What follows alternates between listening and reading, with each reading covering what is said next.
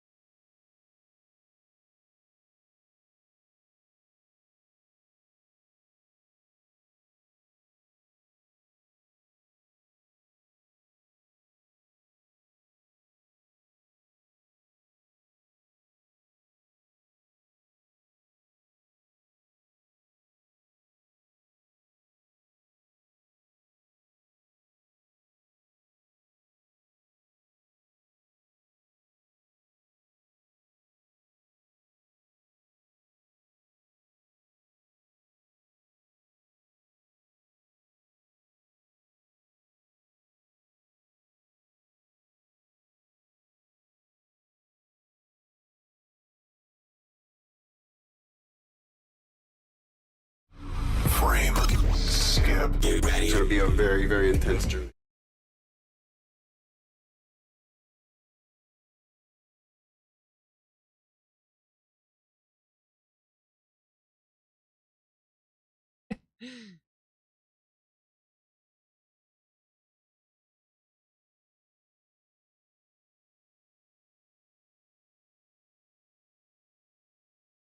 One, two, three, four. There we go. Now I'm getting feed. That is deeply frustrating. Right. Well, let me switch this. Hello, everybody that can hear me now. See if I can get George. I can hear you now. Yeah. Austin goes, nope, yes, nope, yes. Wait. Oh, yeah, you're right. I do see. It is Andy. I have bad eyesight. Something. This was something that we did not anticipate, which was that the audio would be set up for Austin's audio. Add an audio source for you, George.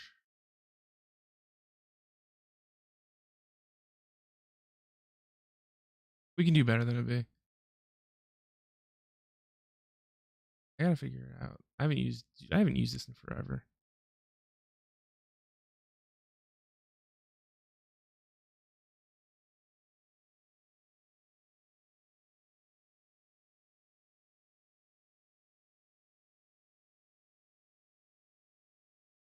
Do you have two monitors?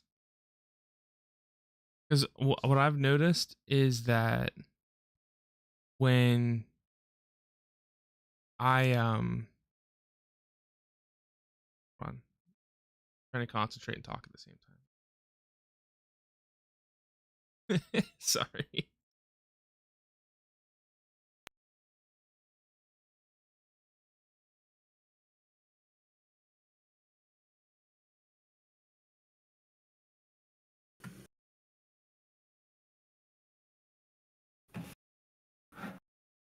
All right.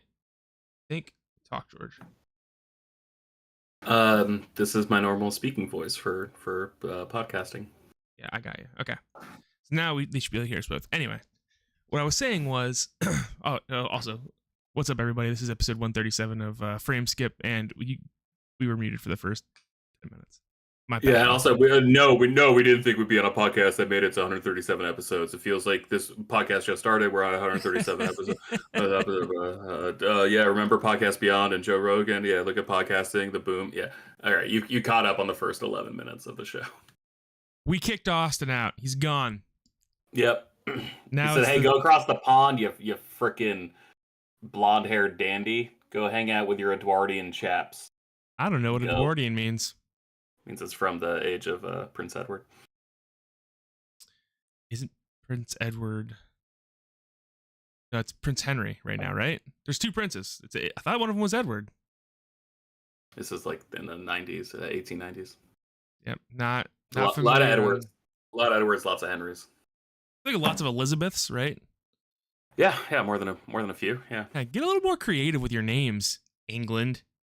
Yeah, you don't have to keep paying it forward. No one liked their parents back then anyway. Also, pick a name, all right? England, Britain, UK. Yeah, get out of here. Pick one thing. Britannia. Also, serve your beer fucking cold. It doesn't have to be room temperature. Idiots. Like when you go to an American bar and there's Coors Light bottles, like the mountains are blue when it tastes the best. Just fucking do that. It's on the label. God. we like our beer so cold that it hurts to drink it. Yeah, it's like it makes it so you drink a little slower. So and also like I understand all your food tastes like shit. I know I lived there for a year, but like it's okay if you had seasoning besides salt. That's fine too. There's other things like cayenne pepper, maybe a little paprika. There's options. It doesn't just have to be salt.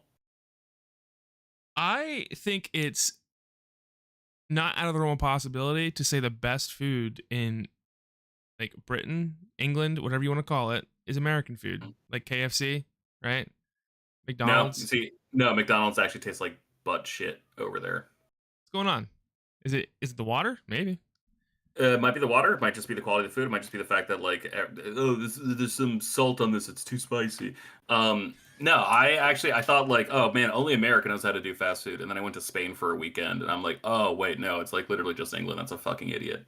I went to Ireland and I had a Whopper and it was incredible. Like it really is just the country of England that doesn't know what the fuck they're doing. How do you feel about those black Whoppers in Japan? I would eat it. I would be more excited to eat it when I was like a teenager. I think now I'm like a little more self-conscious about what I put into my belly. And I'm like, what kind of chemicals did it take to create this weird it's food squid concoction? ink. That's what they. It's Oh, squid that's ink. that's fine. I'd fuck with that. Yeah, That's so much worse, dude. That's so much worse to me. I can't think of anything. you'd rather eat a chemical than squid ink. Yeah, for sure. I mean, I eat Okay. chemicals every day. I mean, let's be honest. This Mio that I put in my water, straight red 40. So hmm like artificial But flavoring, red 40. But squid ink is a hard no. Yeah, dude. I don't do. Well, first off, I don't do seafood at all. That's like a very thing, very Are set you thing. are you allergic or are you just a bitch about it? I'm just a bitch about it. Yeah, that's Okay. the whole thing. That's fine. So like, I want to like seafood. I want to like sushi. I've tried it, hmm and I don't. I just can't. Like, first off, the smell is like repulsive to me, and I don't know. Maybe it's a genetic thing. Did you start off simple, like with a nice like avocado cucumber roll, just to, like ease your way into it? So it's just like the seaweed on the roll that No, gets you. I started off with like fried shrimp and stuff, Okay, yeah. and I just nothing I've ever. I mean, like I can eat it if like I force myself to, but it's pretty gross in my opinion. I don't understand why people like seafood. I think my taste buds might just be different, built different. I like Milky Ways. I'm not like other guys. I'm a cool guy. I like fucking Milky Ways. That's my sushi roll. Yeah. I like that nougat. Yeah. I got a friend named Jim. Slim Jim. Ever heard of him? Dude, they came out with those new Macho Man Randy Savage Slim Jims. Phenomenal. Well, they did that, and they also made LA Knight the new like spokesman for Slim Jim, and Oh he my God. is he's tag teaming this weekend with John Cena against Jimmy Uso and Solo Sikoa at WWE Fastlane. I thought John Cena retired. He came. It's weird how many of these actors or wrestlers turned actors returned to wrestling during the writer's strike, and then the writer's strike ended this week, and they're like, "Fuck!" I'm in for 3 more months because like The Rock came back a few weeks ago. John Sign Cena a came back just contract. before that. It was really nice seeing The Rock just completely annihilate Austin Theory. Dude, I love was The great. Rock. I really do. I hate Austin Theory, so it was a great night for me personally. I don't watch pro wrestling anymore. I've tried a couple times. I used to be really into it when I was a teenager. I used to pretend I was Jeff Hardy and like jump off of really high things. And my mom used to yell at me all the time. And Mhm. one time I took her futon pad outside, threw it in the yard, and me and my buddies were jumping off of our porch and like doing like swanton bombs and stuff. Pretty sweet. Definitely should have gotten in more trouble as a child. Mhm. Divorced parents. What do you do? You know? Yeah. they just want to be your pal. Yeah. Yeah, exactly. Fine. Yeah. You can do moonsaults off the roof. Just don't tell your father. Yeah. No, I would wait till mom like went to the grocery store or something. I'd be like, "Yo, get over here! Like, we're about to do some sick shit." What have you been up to this week, George? We were almost getting into that when we discovered that the first 10 minutes of the stream were muted. Yeah. I gotta be honest, man. I can't remember the last time I turned on a video game console. I need to replace the SD card in my Switch because I don't even have enough space to download F-Zero 99. And to be frank, that's all I really want to play. But I've also been too lazy to upgrade it, so that's on me. But what I have been doing, I've been watching a lot of anime, and I've been playing quite a bit more Pokemon TCG. Oh, That's been my vices for the past week. I am not awesome at Pokemon TCG. I gotta be honest. It makes significantly less sense to me than Magic the Gathering does, just like fundamentally. I think it's because I played it when I was a kid, but like we played it really casually, right? Like where it was just us trying to be like play our favorite characters. And then I watched a whole bunch of videos on like the meta of like what was winning tournaments back in 1998, 1999. And yeah, I never used any of those fucking cards, man. I didn't care about those cards. I wanted to evolve a Charizard. I wanted to do a fire Right. spin on someone, you know. Right. And I didn't know like the most viable decks was like actually it's Wigglytuff, Zapdos, Rocket Zapdos in particular. Once that expansion came out, Electabuzz, Scyther, like it was all like the most powerful basic Pokemon just because they all had 70 HP. I didn't know that that was what we were supposed to be doing. We were all just trying to do like the coolest shit at the table. And then we'd make fun of anyone who brought like a Venonat and a Venomoth because like what the fuck are you doing? But besides that, so I've been watching more videos than I have been playing, but I've also been playing more casual matches, just trying to get a feel for it. It's still bizarre to me how few energy people run in these decks and are still successful, according to like the online videos that I watch. Because like in Magic the Gathering, you have a 60 card deck, but you got to run like if you're running a monocolor deck, so only one color, like you really got to have like at least 20, 21 of that color just to make sure you hit your mana curve on time. So you're putting down like one new energy basically each turn to cast your spells. And with Pokemon, it's a 60 card deck, but you know, sometimes they have like 3 different types, but there's only like maybe 14 energy in the entire deck. And I know there's ways to loop it from like a discard pile or to transfer it from one Pokemon to another, but it still feels like awfully like glass cannon to me, very finicky. So I'm still trying to like wrap my head around that part of deck construction. But I've been watching videos and it's been fun. And heading to Walmart this weekend to get my COVID booster shot because I'm going on a trip and I really want to go on a plane, but I really don't want to get COVID.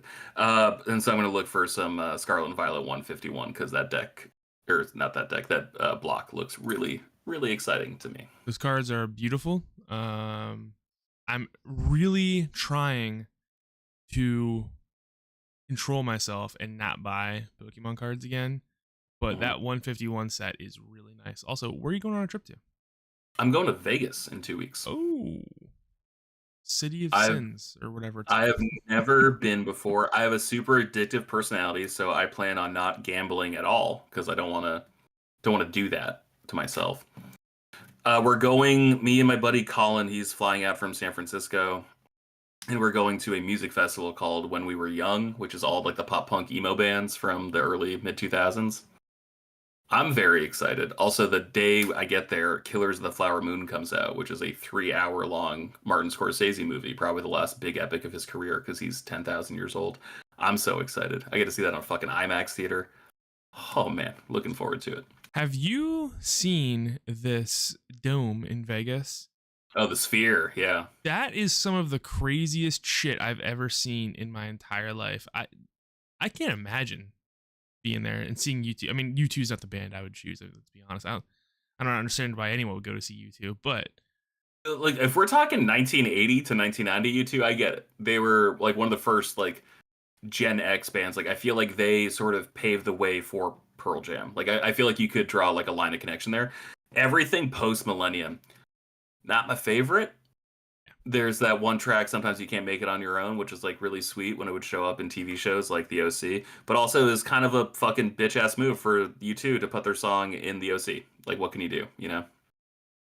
what's up, coach? What's up, bro? Can you guys hear me? Yeah, we can hear you. All right. We can. I wonder if the show can, but we can hear you, yeah. Yeah, it shouldn't matter because I'm pulling from desktop audio now. Okay. I just have to recrop all this stuff. Keep talking, George, while I do this so I can think. All right. Besides Pokemon, the trading card game, though, Seth, I've been watching 2 shows that I think you would have a vested interest in. Okay, hit me up. All right, I'm gonna go with the more obscure one first. Have you watched a show called Fooly Cooly? No, but that's I know about it. That is the that is the show where the dude has like a wart that blows up out of his head or something like that. Yeah, and a robot comes out. Yeah. One of the coolest, most inventive shows I think I've ever seen. It's a fever dream. It's like a Grant Morrison comic that actually makes sense. I love the show. The season is 6 episodes. I'm halfway through it. I started it last night. I think that shit is excellent. this weekend when I was extremely hungover, the other show I watched that made me think of you. I'm going through Yu Yu Hakusho for the first time. Oh, okay. I don't know how I missed it. You were a big Toonami head, I'm guessing, back in the day. Mm-hmm. Do you remember when in the rotation this show came out? I want to say it came out after Dragon Ball. Is that correct? Yeah, but Dragon Ball came out technically after Dragon Ball Z, right? Yeah, I meant that. Yeah, so I think it was Dragon Ball Z, Dragon Ball, and then Yu Yu Hakusho. Is that correct? So like 6 p.m. Yeah. All right. I'm gonna say that. Okay. Because I don't remember this show at all. I don't really remember it airing, but Oh, like it's the so 6 p.m. good. the 6 p.m. slot is usually when I would like eat dinner or like do my homework when I would get home from school. Because Gundam Wing was at 5:30 for a while, and I remember Dragon Ball Z was at 5 and then 5:30, and then they moved it to 6, and then they might have pushed it to later. I forgot how big Toonami was, not just for Cartoon Network, but like, or sorry, not just for us as like little nerds, Mhm. but for Cartoon Network specifically. We're like, oh yeah, it's an hour after school, and then they're like, yeah, 2 hours. Then they're like, actually, it's 4 hours, and then we run it again at midnight with uncensored shit. Oh, and then also it's Toonami Rising Sun on Saturdays from 9 to noon. You know, like they were trying to like take a little gas out of Saturday morning cartoons. Yeah, but Rising Sun I remember always sucked. Yeah, it sure did. But Peter Cullen did the voiceover promos for it, so we loved it regardlessly. Yeah, Yu Yu Hakusho is the first anime that I actually bought and not streamed, but binged all the way through. I have like the 4 season DVDs and top tier, man. Absolutely top tier. Last season gets weird. They ended on a weird note, but until then, top tier. Oh, it was excellent. This weekend I watched from the beginning all the way through the Saint Beast saga, right? Where they go like under the city and deal with like that weird guy who can multiply himself, and he has like that bug whistle that's turning Japanese businessmen into zombies. Great shit. It was a lot of fun. Had a blast. Coach, have you ever watched Yu Yu Hakusho? Did you ever watch those early animes? No, what do they consist of? I It's would just Yu Hawk. Yu Yu Hakusho, like Akira, same era. I've watched Akira. Yeah, Yu Yu Hakusho was around that same time. I think it was pre Dragon Ball Z. I mean, it was made pre Dragon Ball Z, I believe. I'm not positive about that, but it aired. So you're at the same talking like time. late 90s? I think it was Like early 90s, late 80s. Okay. Early Gundams would have been the same time. Yeah, it's like a little bit after Robotech, a little bit after the start of Dragon Ball Z. I think Dragon Ball Z started in like 88, 89. That sounds right. And then didn't really explode in the United States until Toonami kicked it off in the late 90s. I'll tell you what, dude. Talk about cultural relevance.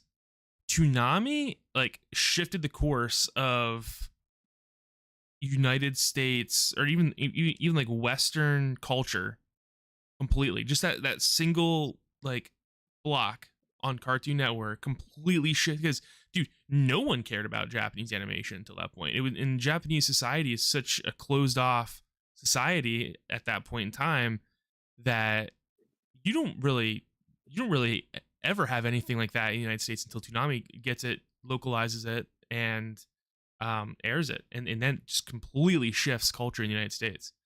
No, because there was some, but it was so like Americanized. Like Robotech is like it's like 3 different Japanese shows, right? Like that's Super Dimension, Macross, Fortress. It's Mospita. Like it's like three different shows that they just like cut together and made like a saga happen over 3 seasons. Yeah. And like I remember hearing stories from people who were there. They're like, "Oh yeah, I remember going to like video stores in the '80s and like finding like bootlegs of these shows." And like for some reason, I think the original Gundam movies were like translated like dubbed in Italian, but like not English for the longest time. Like just like weird. We just hear weird shit like that. And then you're right, like with Toonami, and like Toonami didn't even start as a Japanese programming show. I don't think it started off as like a different titled show, like the 3 o'clock to like 6 o'clock block. And it was originally just like Herculoids and He-Man. It was like all the 80s shows like being rerun. And then they started slowly introducing. And then once that became like the predominant action form on their block, that was when they changed it to Toonami. And that was when they got rid of like Moltar being the host, right? Like the guy from Birdman. Oh, I forgot Maltar was the dude. What? He was the original host, yeah. And then they introduced Tom. Yeah. And then they introduced Tom, which is like my single favorite Funko Pop I own now. Is like I tracked down like a vintage like con exclusive Toonami Tom Funko Pop, which is probably the dumbest thing I've ever spent more than $12 on, if I'm being completely honest. And I even bought like a Toonami like poster, and I'm like debating like, are they gonna press the vinyl for like they had like an album called Space is the Place, which is like all the bumper music they use in all their promotions, which is one of my favorite YouTube playlists to just listen to while I work throughout the day. Cannot recommend that shit enough. But God, no, what a fucking time to be alive with I Toonami. agree. Coach, Incredible. run me down the animation explosion of the late 90s, early 2000s from your point of view. I mean, you're a little older than us, right? So Right. So, but for me, it was all about Batman animated. oh, so good. Best. Yes. But also, dude, the Animaniacs and then Pinky and the Brain, bro, I mean, I was in my early 20s then, but I could still sit and watch that shit. Dude, that because it started with Batman animated, right? And then Superman. Yeah. Well, no, time out. It actually, like, Coach, you saw this movie in theaters probably. It was Who Framed Roger Rabbit. That was, like, I think it was Robert Zemeckis who directed it. And then it was, like, Steven Spielberg who produced it. And he fell so fucking in love with all these old cartoons that, like, he started the renaissance of Warner Brothers animation. Like, that's why you got Batman the Animated Series. That's why you got Animaniacs, Pinky and the Brain, Freakazoid, right? Looney Tune Adventures, all that shit. Dude, but what I was saying was that animated universe they made, because it started with Batman, and I think there was a short Superman animated series, right? And Three seasons started in 96, yeah. And they made Justice League and then Justice League Unlimited. So good. Just absolutely phenomenal from start to finish. And I watched it maybe 10 years ago from start to finish, and I'm like, this was a solid choice as a kid, because I was in love with the Batman animated series as a kid. Because it was dark, right? I mean, Yeah.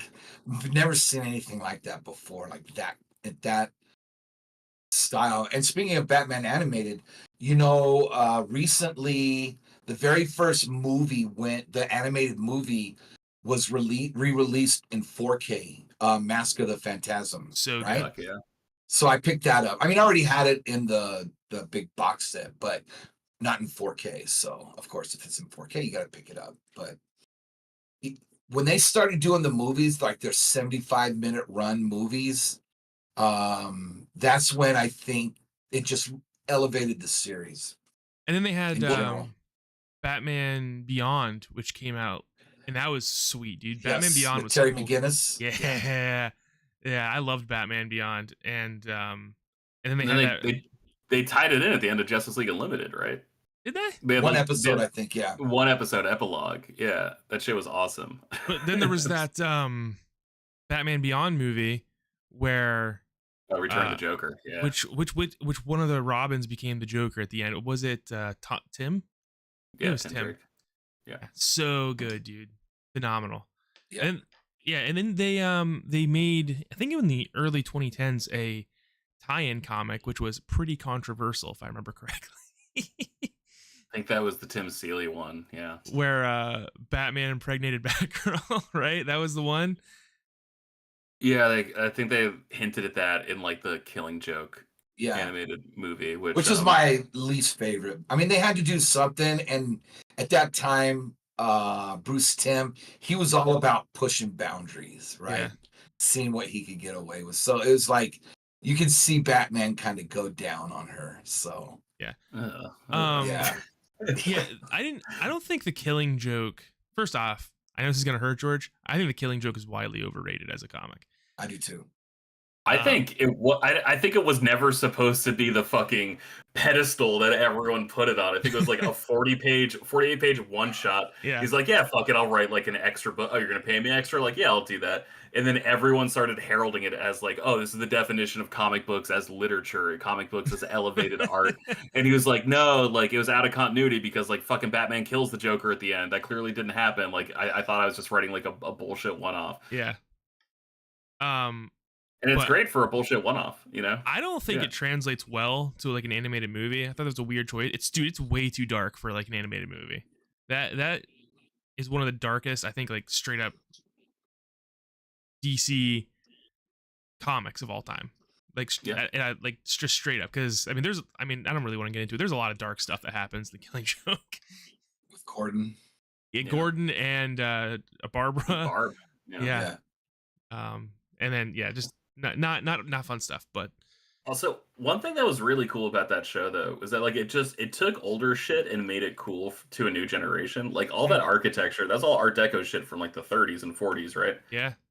But like if you asked me to watch a movie from the 40s, I'd have been like, "Fuck you, I'm not doing that. I'm 4. I've got better things to do than watch Humphrey Bogart."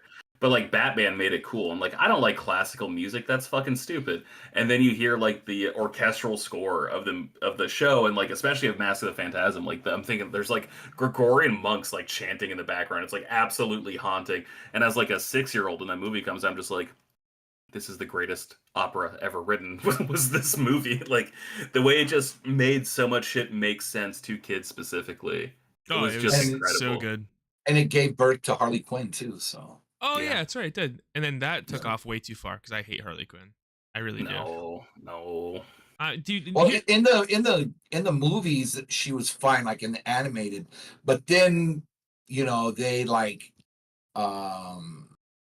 the game, Arkham game, just totally it is a vast. There was a big difference from what we got with the animated. well, I should reiterate. I hate hero Harley Quinn. I've never bought this thing where like Harley Quinn became so popular that we had to make her an anti-hero.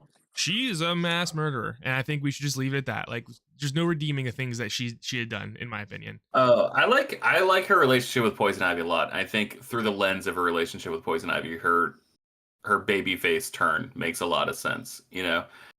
I think if she were still trying to make shit work with a Joker, I think that'd be really uncomfortable for audiences. 1, and 2, then I think like, yeah, you can't do that and be the anti-hero. But like I think like sympathies towards Poison Ivy being like an eco-terrorist and seeing like just the effects of climate change over the last like 10 years, I think that really kind of softened her just by alignment with her. I think she's a fascinating character. I get what you mean by being sick of her, because it's the same thing with Deadpool, right, over at Marvel, where I'm like, oh, we're just like a little fucking oversaturated with these two characters that like non-normal comic book fans have really latched onto. So like this one character is hitting 4 quadrants in a way that your favorite character isn't hitting 4 quadrants, and it's just really fucking annoying. Same with Taylor Swift right now. Exactly. Yeah, I don't need to see her 19 times during the fucking Jets game. I'm sorry, I really don't. Do you see this? Do you see this conspiracy that's going around about how they? Oh my! What was it that they think that her relationship with what's the dude's name, Travis Kelce or whatever? Kelce, yeah. Is a job by the NFL to promote the NFL. Because now she's showing up to all the games and stuff, and like they're getting like all these Taylor Swift fans to watch the NFL broadcast and stuff. I was like, I haven't seen that theory. I've seen the theory that it's like just promotion for her movie, which like I absolutely believe, because she has like a concert film coming out soon, and she's like got the potential to have the first like $1 billion tour, right? Like with her Eras shit that's going on right now, especially if you factor in like the movie. Hey, how about we factor in inflation? All right. I'm sick of these new dollar set points. Yeah. It's amazing. Gone with the Wind, back when tickets cost a nickel. Yeah. Movie was 16 hours long, and it's still the highest grossing film of all time. Give me a fucking break, Taylor. Oh, Coach, what have you been up to lately, man? I haven't seen you in a while. I haven't talked to you in a while. School, man. Yeah, no, right? Just school. So I have this. There's this one subject that I'm teaching that it's basically algebra 3. If there was an algebra 3, it's just for like senior math right now, but we're gonna change it for next year. But long story short, I just been staying late at work when I told myself I was done doing that. So, but I got into the PS4 version of Spider-Man to get ready for Spider-Man but I think what I'm going to do is purchase Wonder first, play it and beat it, and then get Spider-Man, because it's always going to be there. So it's not like there's no fear of missing out. There's no FOMO with those games. You're not active on social media, right? Like you don't do shit with social media. Do you like go to websites, like check in every day? For what? Like, do you go to like not even like IGN, but like, are there like blogs you check out for video Okay, game so stuff? in the morning I'll see this one guy named Spawnwave. He has all the news, like the important, relevant news, right? He's not flashy, but he just says it how it is, right? So that's where I get a lot of my stuff. He does that, and then he buys an Xbox 360 from from GameStop, and it's like, let's see how they did it refurbishing this, right? That's Right. that guy, Spawnwave. Yeah. Yeah. The only reason I ask is like, okay, if you're not like super plugged in, I I get playing Super Mario Wonder first, because if you are super plugged in, like I want to play. I pre-ordered both those games. They both come out the same day. I'm gone. I come back Tuesday morning. I'm just gonna play those games. I have that week off from work. I'm so excited, and I really wanted to play Mario Wonder first, but I'm like, no, but dude, like you're on Twitter a lot. Fucking spoilers, man. Like you got to play Spider-Man first to get through that. So I'm incredibly jealous that you just get to play Mario Wonder and enjoy it, because I think that's what I want to do. That game looks so joyful. That's really all I want to do is just smile and laugh at how clever they are. Right. Leave it up to Nintendo. They always make games where you could pick up for 45 minutes and put down, and 2 days later pick it right back up, and you're not going to be lost. You know what I mean? So even I'd say 2 months later, like I hadn't picked up Skyward Sword in forever. And a few months ago, like when we were like not recording every day, I'm like, oh yeah, I just want to see what's going on. I didn't touch it in like a year, and I still knew what the fuck was going on. Right. And like that doesn't happen with any other game series. I have to restart everything. Coach, you always say how late you're working and stuff. How much have you ever thought about getting like a backbone for your phone and remote playing at work, or hitting it on your breaks? Steam Deck maybe? No, because I'm busy during my breaks too. Yeah. Here, So kids. Here's some busy work. I gotta beat this. Yeah, level. I know. Yeah, no. And you know what? Like, I feel like I have a bullseye on my back this year, so I gotta play it cool. I'm one of those that I speak my mind at work, right? I am the same way. Yes. Teachers normally don't do that. So there's a few of us that do, so I have to kind of be careful. Yeah. Yeah, I am the same way at my job, and I feel the same way. I have a giant target, not from the people that are above my boss, but my boss specifically. Not a big fan of it. I feel like I have a target on my back too, but not because I speak my mind at work, just because I feel like I am selectively awful at my job.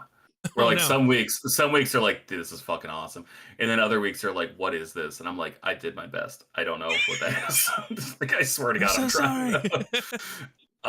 Coach, I gotta ask you something. You're a high school math teacher, correct? Yes. So in that movie, The Incredibles 2, the father is struggling to teach his son math because it has changed so much since he was in school, and they want their son to do it a different way. Is that based on real life? Is math different now? Yes, definitely.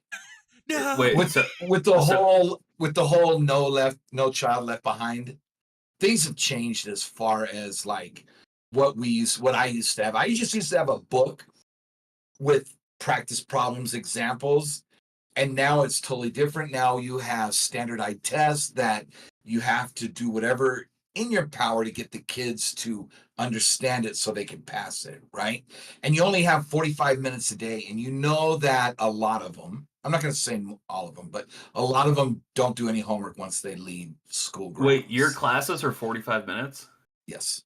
Mine Bro, I had 4 classes a day. They were 80 minutes. Well, we used to go 90. I mean,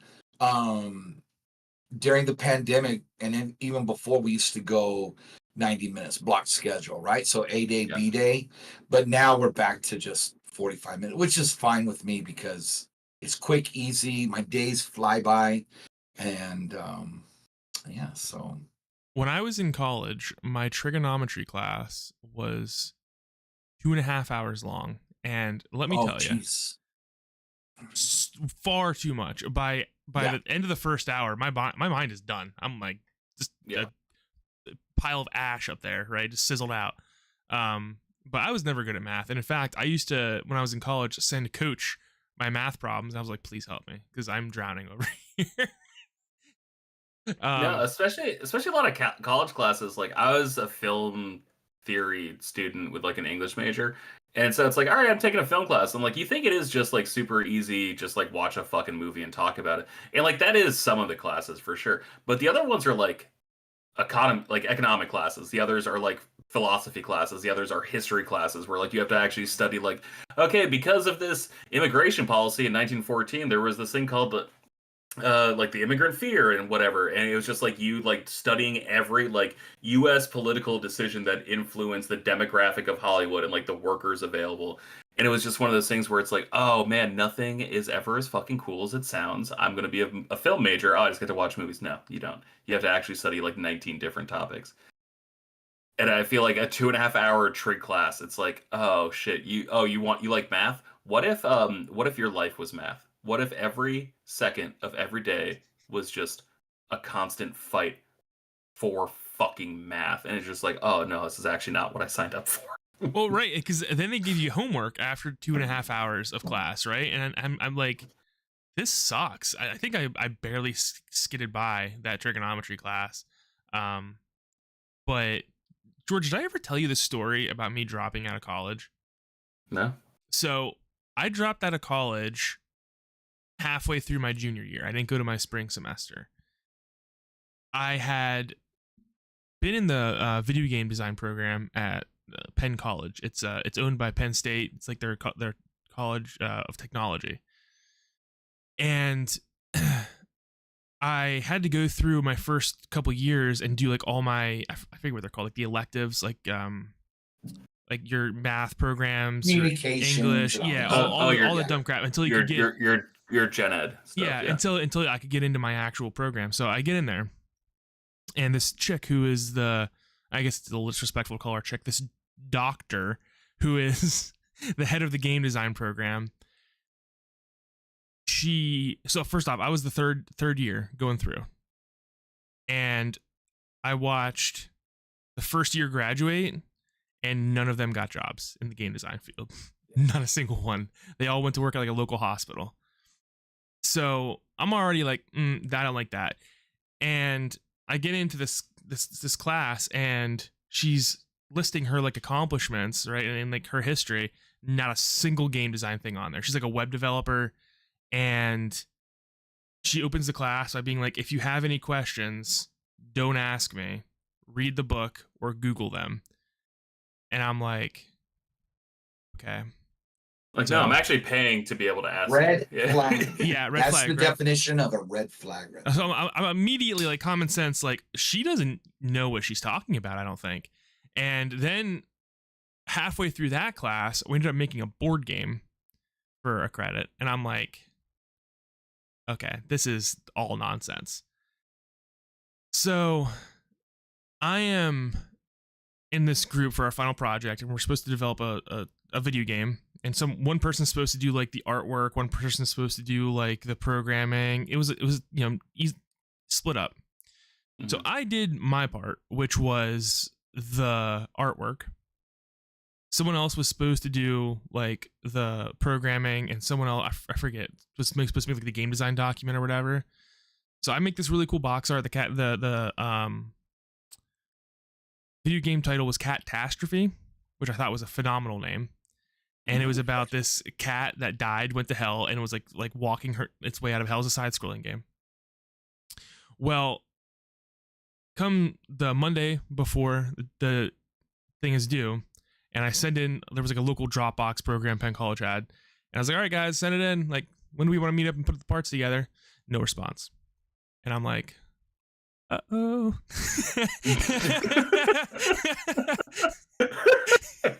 So I go to this teacher's name. I think her name was Anita something. I can't remember.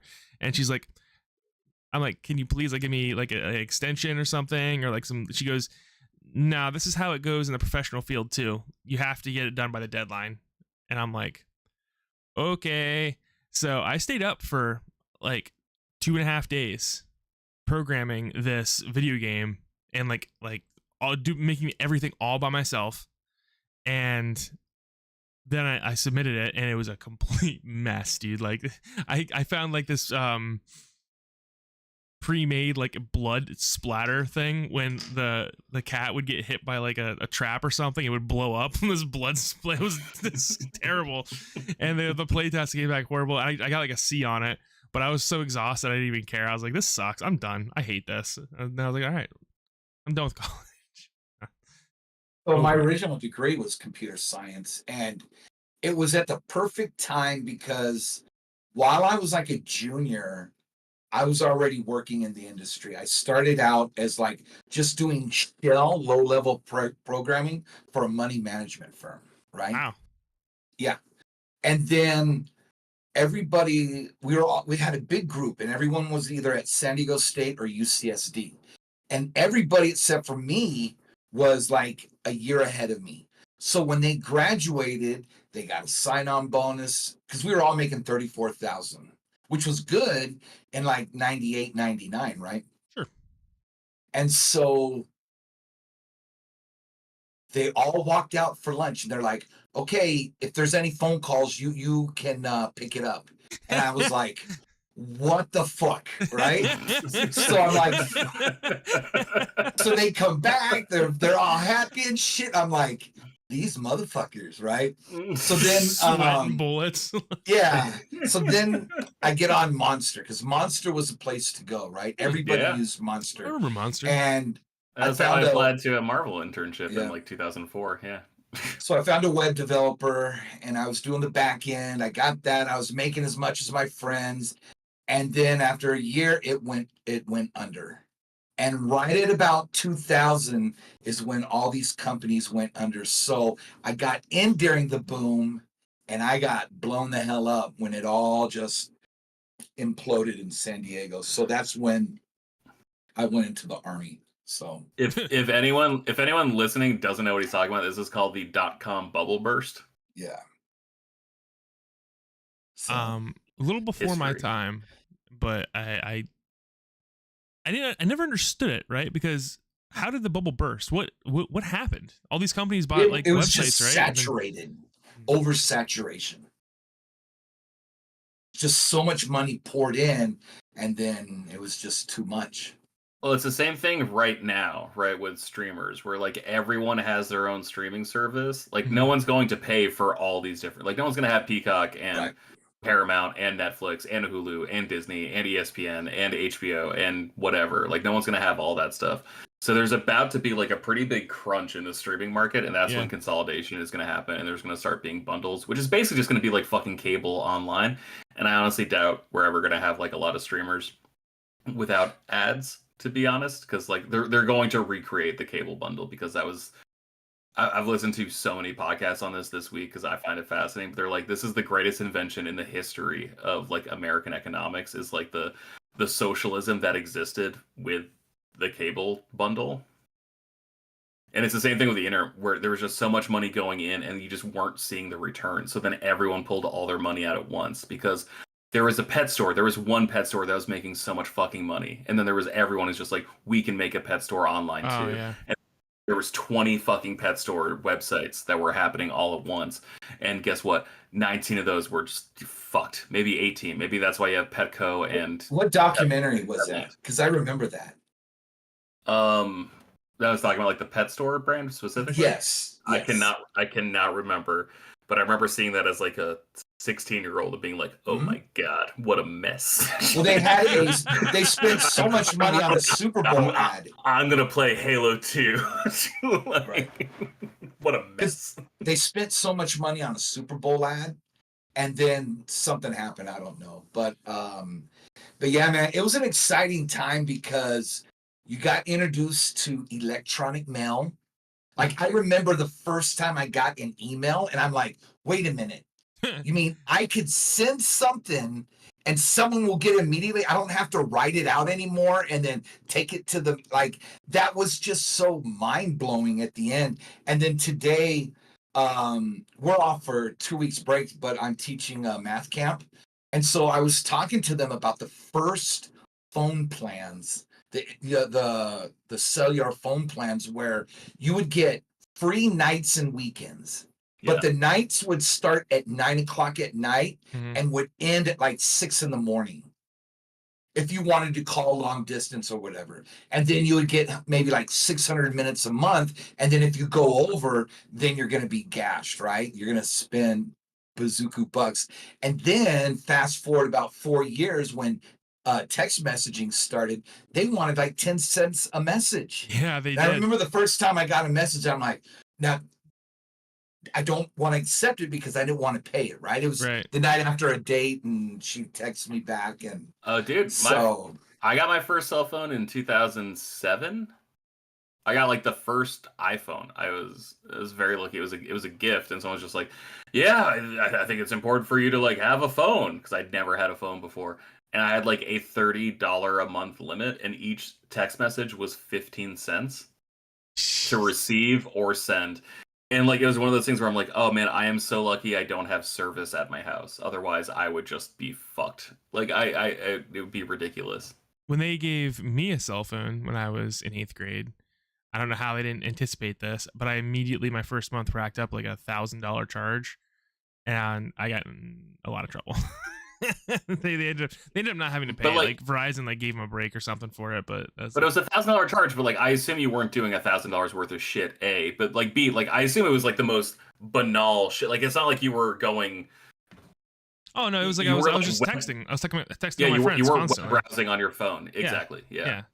But we're talking about like all this like .com era stuff and whatnot, and it reminded me that I'm starting to feel my age with technology, and it's something that I never thought would happen, and I don't like it because like I run Windows 10 in my home, right, and at work we all ran Windows 10. They upgraded to Windows 11 at work, and I'm like, what is this? Like this is bullshit. I like can't find anything, and like it's no longer like intuitive to me, and I'm like I am in trouble. I'm not liking this. So I remember the processors before the Pentium. It was like the 486, 386, 486, and then you get the Pentium, and then that's when it just blew up because then you went to Pentium 2, Pentium 3. Now no one even cares like what it is. It's all about your graphics card pretty much now, right? Like yeah, it seems like people are very much less interested in technological advancements. Like I remember it seems because it's I guess probably because it seems like every day there's some new like, oh, Intel's creating a new processor and blah blah blah. It's like, but back in the day I remember seeing like pictures of people like lined up outside like hardware stores and stuff, like waiting for their new processors or Windows. And not even that though, but like I feel like there used to be a commercial every year for like the new Intel Pentium processor 2, and then it was Intel Pentium processor 3, and now it's just like, what can GE do with cloud computing AI? Like that's like the commercial now. It's just like, we can predict weather patterns, and it's just like why you should invest in it as opposed to just like, look at this fucking thing we made, and they just hold up a little tiny chip, you know. Like it's just like surreal, the conversation. Like no one cares about it as much as they care about the results of the thing anymore.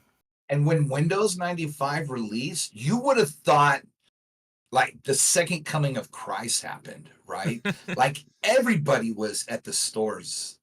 And then of course the best version was Windows 98 second edition, right? That was the most stable, game friendly at the time.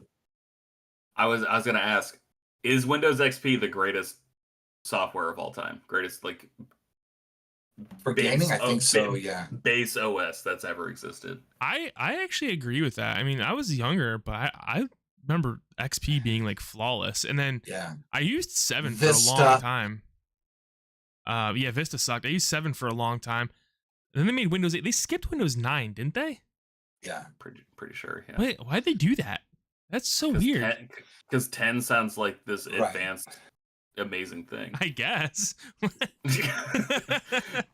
sounds amazing when you're rocking Windows 8. Windows 9 sounds pretty fucking cool too. The iPhone skipped 9 also because remember you had, I think so, because you had you had the iPhone 8, which I still rock, right? And then the iPhone X, right? Why are companies doing this? There's nothing wrong with the number 9. I could be wrong though, but I don't remember an iPhone 9. 7 didn't eat 9. It was framed. There is one No, you're it right. Colin Moriarty? There is no iPhone 9.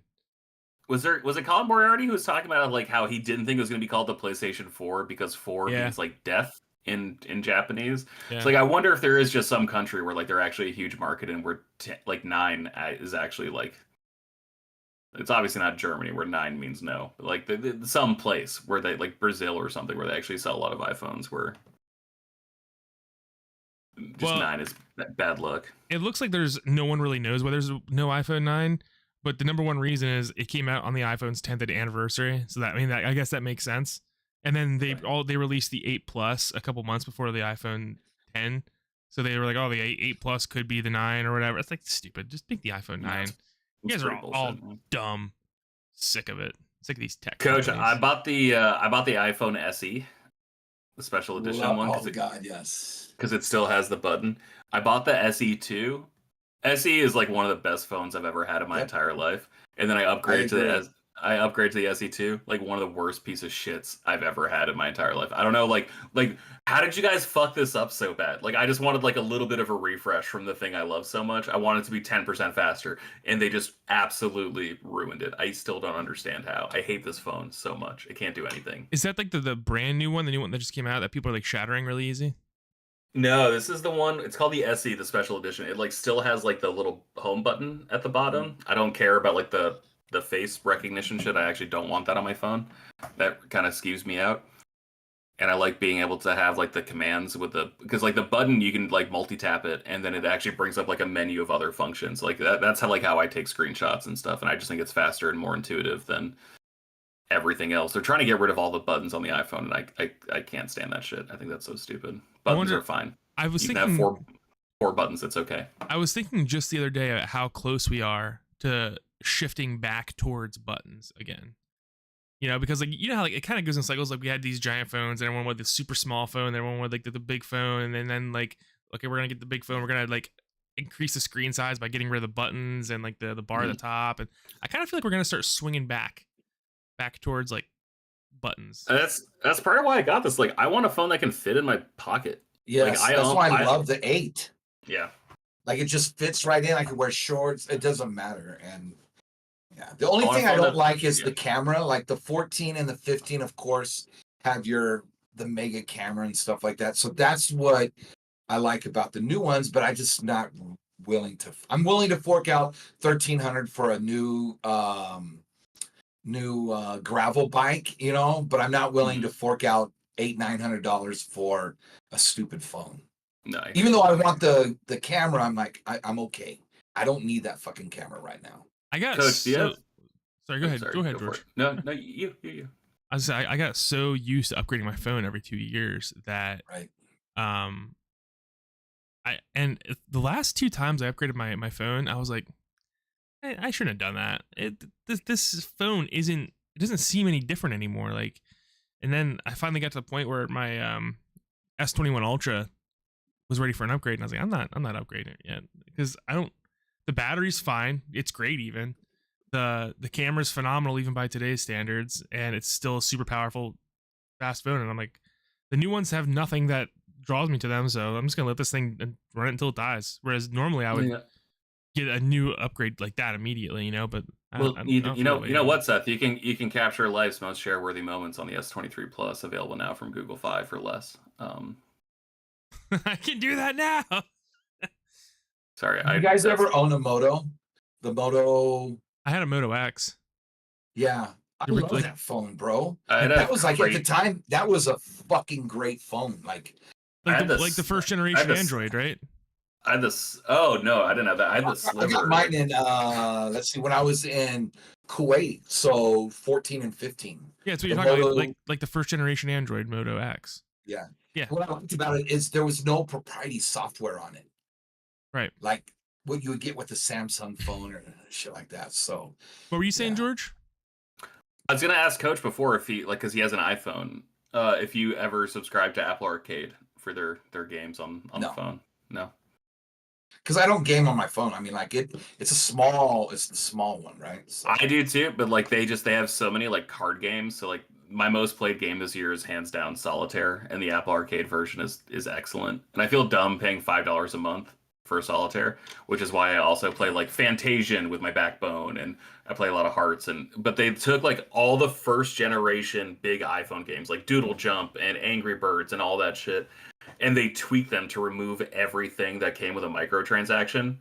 It's like everything that would like make you like wait 12 hours for your next spin or whatever. They're just like, yeah, fuck it, we're getting rid of that. And like all those games are available on Apple Plus or Apple Arcade, whatever it's called, like Cut the Rope Plus, Tiny Wings Plus. Like it's just like all these classic games from 10 years ago.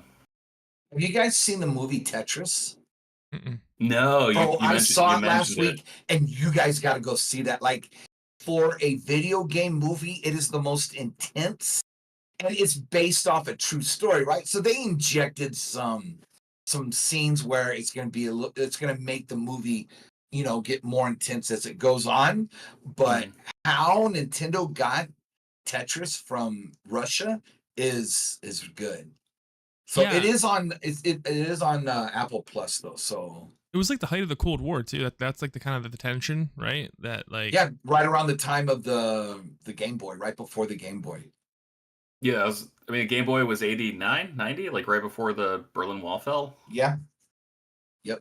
Have you guys And ever in gone? fact, they have a picture of that in the movie, The Berlin Wall Falling. Have you guys ever gone to Nintendo World in New York City and seen the Game Boy that's like all messed up? Well, from a bombing or something that's still running. From Iraq. It is Yeah. from Iraq. Yeah. And they No, still I have it haven't been there running. yet. It's really, really cool. I mean, you might have a closer one to you somewhere, Coach, but like the Nintendo World in New York City is like, it's a really cool experience to go there and walk around, because it used to be a Pokemon Center and then they changed it to Nintendo World. Yeah. I've only been there when it was a Pokemon Center. I went there in like 1999, and I bought. Super jealous. Oh man, it was awesome. I got like 3 VHSs for Pokemon there because they were on some kind of sale and they were vaguely affordable. Like And then that Mewtwo? started. No, like the actual TV show, and if. Can we talk about, like, we were talking about Toonami earlier. Can we talk about what a fucking ripoff it was, like, trying to collect a show on tape?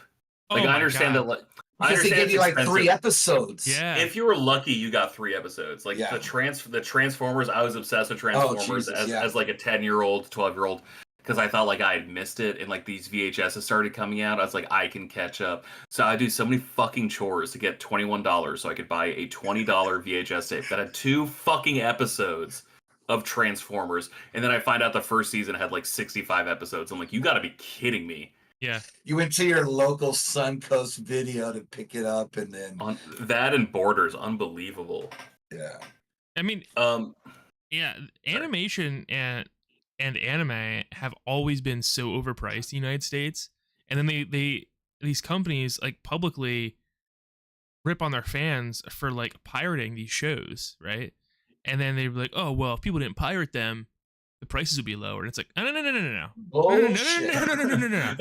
Before people were pirating them, you guys were charging $80 for a VHS set for a season. I don't want to hear it. Like. No, dude, Gundam 083 was 13 episodes, 14 episodes. It came across like 7 VHS tapes because they could only fit 2 episods per cassette. Yeah. And they would charge $32 like for Yeah. each VHS. And it's like, oh, so this show is worth $280 to you? Yeah. Like, is that true? I don't think it is. Ridiculous. That's fucking preposterous, man. Ridiculous. They still do it now, which is really annoying. Like a 50 episode Gundam series, they're like, here's Victory Gundam Part 1. I'm like, Part 1. Yeah, exactly. Part 1 for $60. Okay. Yeah, 25 volume episodes 1. for 60. I was a huge Sword Art Online fan. I mean, I still like the show. I don't like it as much as I used to, though. But that first season of Sword Art Online, I loved it. And I was so excited for them to release like a Blu-ray set. And then they released the Blu-ray set in 4 parts, and each of them were $80.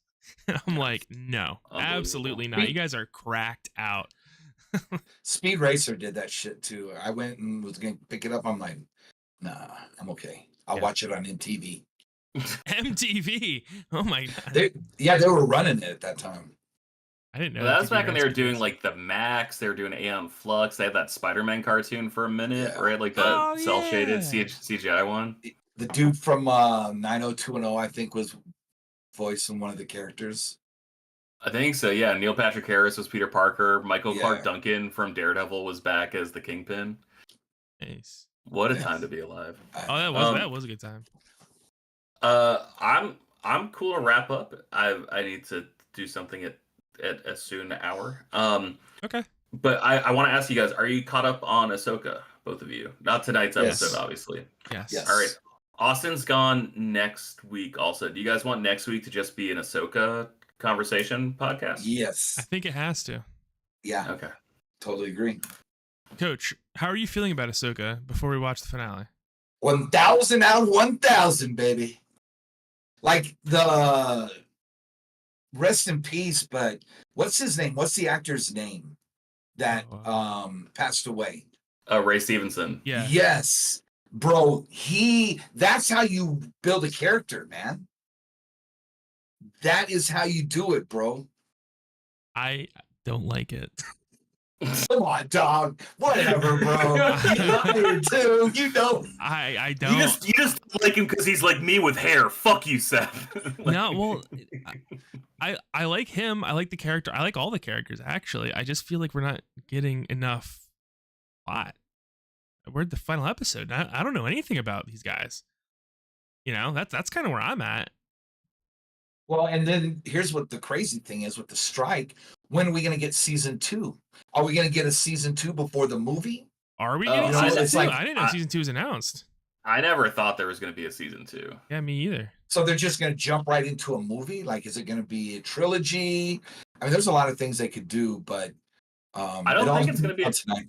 All right, I'll do the research on what the announcements were from Right. Was it D23 or Star Wars Day, whatever it was earlier this year, just so we have like a foundation. But I am so excited to talk about it with you guys. I am very conflicted on this series. I'm going to save it for the show. Really? Finally, I like- something I could just be like 100% into. Fuck Listen, you guys. Star Wars is good. I told you. Yeah. This is canon, baby. I love Ahsoka. She's probably my favorite Star Wars character of all time, and I love all the Rebels. I loved the 4 seasons of Rebels. That might be my favorite Star Wars like thing of all time. And I am very conflicted about this show. To like, I'm with George on this one. I don't know. It's excited so to talk funny. We're about it, though. polar opposites, man. Yeah. Like, Yeah. I love always, it though. Always on the same coin, just never on the same side. There you go.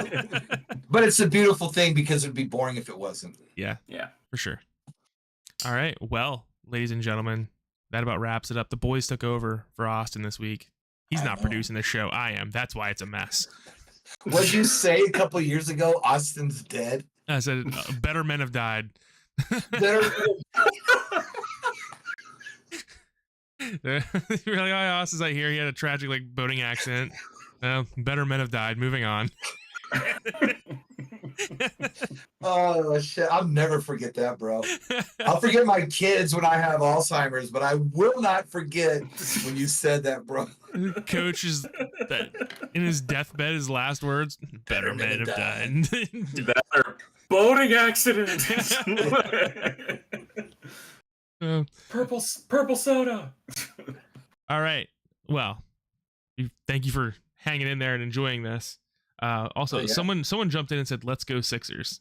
His name was Spitch and Dare. No idea who that is. Well, Didn't Milwaukee get Damian Lillard? Milwaukee got Damian Lillard, but Milwaukee had to give up Drew Holiday in the process, and then the Celtics got Drew Holiday after that. So I'll be like, I'm a Laker fan, but I'm not a LeBron fan. So I mean, I will be watching them, but I'll also be watching Milwaukee because my favorite player in the NBA is Damian Lillard. Yeah, he's fucking sick. Dame time, Yeah, baby. he is. He's all about winning, bro. Yep. A little bit of this. Yep. Yeah, fuck the Sixers into the sun. If they were any good, they would make it past the second round once in the last 20 years. That's all I Same gotta as the say. Cowboys, right? Can y'all buy me a Grimace shake? They don't exist anymore. Ooh, well, they might coming up here. Wait, no, that's in March, huh? The McRib is coming back in November. Also, Coach, thank you for being a gentleman and not saying anything about the 38-3 SmackDown on the Patriots. I don't appreciate talk it. smack when it comes to football. Like, I'm not a big. Are you still a Shit talker, Patriots because- fan, George? Yeah, of course. I like they've had a shitty past 3 years, but like I had an amazing 20 years. You can't give up on someone just because they have a bad season. That's pretty Bush League shit. You're the only Patriots fan I know. Boston I know pretends they're to be. out there. I know that it's a massively popular team, but you're the actual only Patriots fan that I know in my life. I take pride in not being like a shepherd about it. I hate 98% of Patriots fans. I think they're fucking annoying. I think they're terrible people. I think they don't know what they're talking about. And I find them just infuriating to be around to the point where I had to stop going to Boston bars on Sundays when I lived anywhere else in the world. Like I What just about couldn't Eagle do it. fans, bro? They like physically assault you with Yeah. loaded beer cans at Yeah, your they- head. As a They- Pennsylvanian, They throw batteries. Well, I think anyone who makes their football team or any sports team their personality, that person just fucking sucks. Like that person is just not a person I want to hang out with. I think it's okay to be passionate. I think when your entire mental health history completely lies in the hands of a sports team, you've lost, man. You've already lost too much. as a Cubs Pennsylvanian, fans. there's two redeeming things about Philadelphia: Rocky Balboa and my buddy Pedro. That's it. We refuse. Caitlin loves the Rocky movies, and she desperately wants, when we go visit like a museum or something, to drive there and run up the stairs. And I say, no, you will get shot. We're not doing that. Philadelphia's a shithole. No, it's that, and like it's the same thing here. Where like anytime someone's like, we're gonna get a lobster roll. Oh, we're in Bahama. Like it's just like, no, fuck off. Like stop making a mockery of where I live. This place isn't a joke. And I assume like anyone in Philadelphia sees one more person run up that staircase, they're gonna be like, listen, you child. Yeah. The movie was 50 years ago. What the fuck are you But doing? that scene was awesome. That gets me fired up this day. Still I the still- best sports like, no- movie of all time. No one ever talks about the fact that he was just like muscle for the fucking mob in the beginning of that movie, and he's just I like, know, "Whoa, bro. Hey, Charlie, like put me back on the docks, start making more money. It's gonna be fine." Like no one ever talks about that, and like But he was like a That good, would he was like a good absolutely- muscle man, right? He was a good muscle man. 'Cause he wanted to break the guys. He was told to break the guy's thumb, and he didn't. Right? That was the whole thing. yeah, and Ron Jeremy was his fucking mob boss or whatever. Like that guy was weird. Is that real? Rocky 2, no, but Oh. he had the Ron Jeremy mustache. Rocky 2 underrated.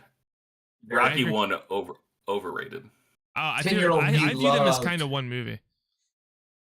Yeah, like That's a fair. sequel. Yeah, Like but you got 3 was up amazing. to go pee, and it just kept going.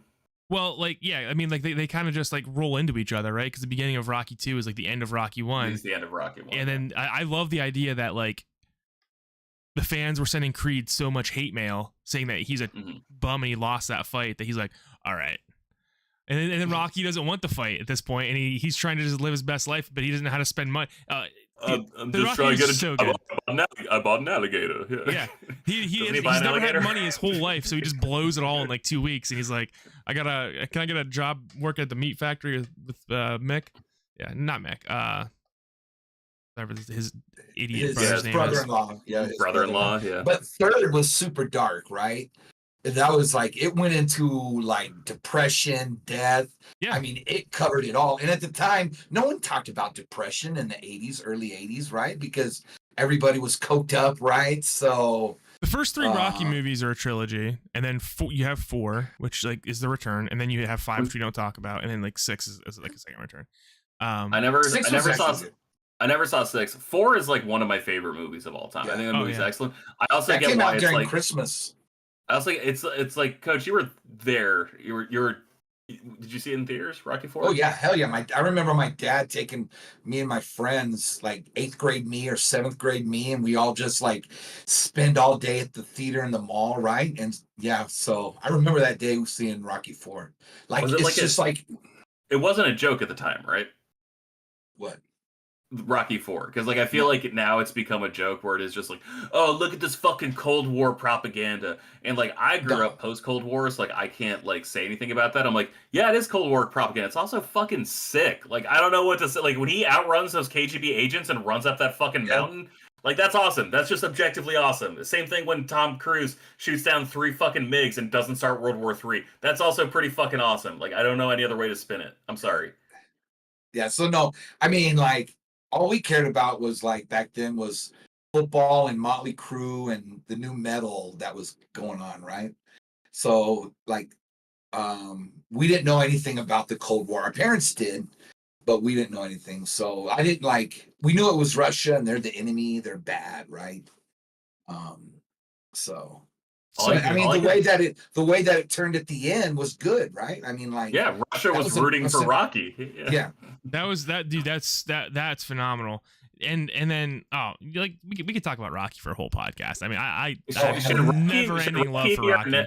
Should Rocky be our next, like the way we did like a Star Wars post-mortem? Should we do like a Rocky post-mortem? Down for that, dude. I would be so down. Coach might be on time for those episodes, yeah.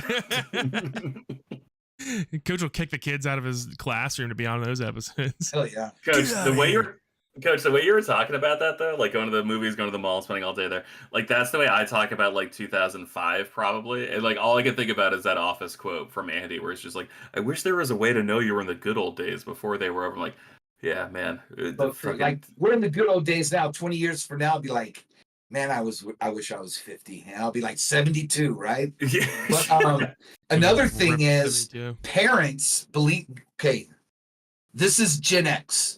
Parents would give you maybe a couple dollars. They would drop you off at the roller rink at like 6 and wouldn't pick you up till like 11, and you just skate all night. Yeah, that's fucking sick. Yeah, good days, man. Good days. There was all night skates in Lock Haven around where I live, but they locked the doors. You weren't allowed to leave. That was weird. Yeah. We did that for bowling basically, and like there was one chick who had like a really cool parent who would pick everyone up and then drop everyone off, because my dad would never do that shit. And that's why the song Funky Town is so popular, because as soon as that song hits, you get out there and you start skating. So all right, ladies and gentlemen, I think that's a good point to wrap it up. Also, wait, speaking of points though, podcasts without a point, pretty fun. I kind of like that. Yeah, just hanging out, shooting the shit. Didn't have a topic. Big fan. Yeah. All right, ladies and gentlemen, thank you for hanging out with us for a couple hours here, or an hour, however long it's been. Again, apologies for the beginning of the podcast. Normally Austin does this job. He abandoned us this week, left us to go explore Britannia. So he will be back in, I think, 2 weeks.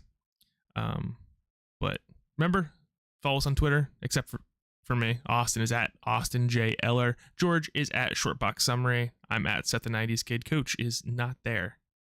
Coach is also at Shortbox Summary. He Jealous. just send your coach mail to me. I'll share it with Coach. We're iPhone guys. We can do iMessages. It's super easy, super convenient. Yeah. With our SC and iPhone 8.